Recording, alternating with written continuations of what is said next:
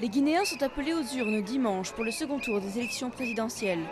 4 200 000 électeurs qui vont choisir entre deux candidats, Cellou Dalein Diallo, ancien Premier ministre, et Alpha Condé, opposant historique à tous les régimes successifs.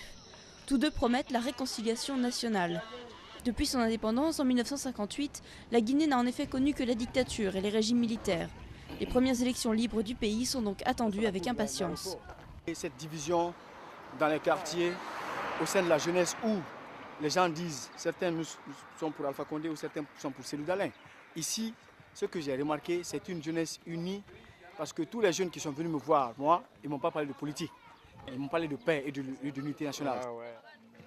Le musicien Elie Kamano appelle dans ses chansons à l'union et à la fin des régimes militaires. Mais le dénouement se fait attendre, le scrutin a déjà été reporté 2 fois.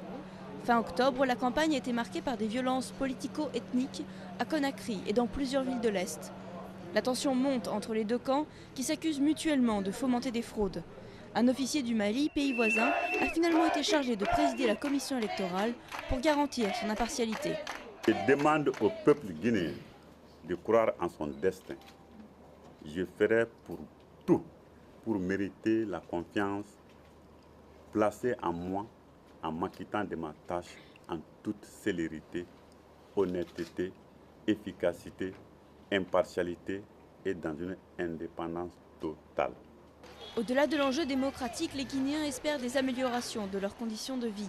La moitié des habitants vivent sous le seuil de la pauvreté, alors que le pays dispose de ressources naturelles importantes.